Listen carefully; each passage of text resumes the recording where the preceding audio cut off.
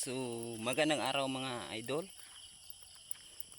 So nandito po tayo ngayon sa ating bagong tanim na sitaw. Sa diin ay mag-apply po tayo ng fertilizer. So almost 1 week or 10 days ago na ang ating tanim na bagong tanim na sitaw. So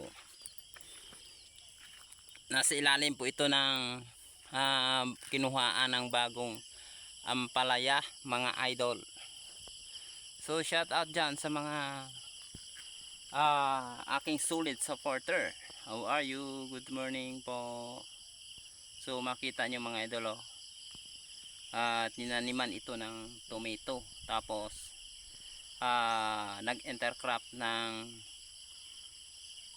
ampalaya. Kaya ganito ang nangyari, bubong tinan. Makita natin ang bubong at saka yung balag niya ay mga tangkay ng mga tomato. So ngayon pasapalaran tayo or nagpasamantala tayo ng sitaw. Yun idol, sitaw. Yun idol, yun sitaw yan. So ito ay hindi lamang ine-expect nga mag-perfect ang tubo ng ating sitaw, kasi alam nyo mga idol, going to Kwaresma ngayon, April. So ang April ay talagang init na init talaga sa Pilipinas, di ba idol?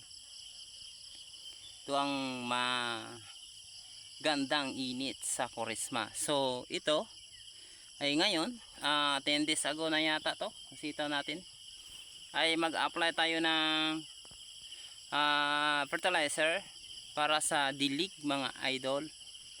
Dilig lang po, triple 14 complete fertilizer. So ang ilagay natin sa kalating drum ay 1 kilo or 1 kilo at kalahati or 2 kilo, pwede na yun mga idol. Yun ating hinalo, yun nasa loob ng drum na yan. Yan, triple 14, haluan natin konti lang mga maganda-ganda ring fertilizer. Ayan. So magsimula na tayo mamaya. Ang bawat puno ay talagang isang lata o isang kanang sardinas ilagay natin mga idol, diba?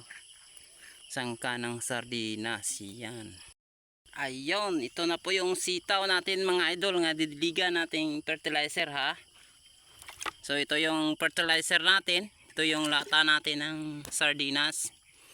So kailangan susukatin natin ang bawat puno. Ayan. Ayan mga idol. So ang pangit ng tubo ng sitaw natin ay baka sa sunod na linggo makita nyo maganda na to, kasi alagaan natin mabuti yan. Yun mga idol. Yun, ang bawat puno ay isang lamang, isang lata ng sardinas ang lagay yun mga idol. Yan. So konti lang tinanim natin, mga 5 linya lang mga idol. Para ito ay try lang to sa gitna ng ating Kwaresmang panahon. Yun mga idol.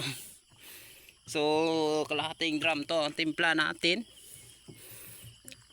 triple 14 yung fertilizer ang ginagamit natin mga idol, para sa ganun complete fertilizer.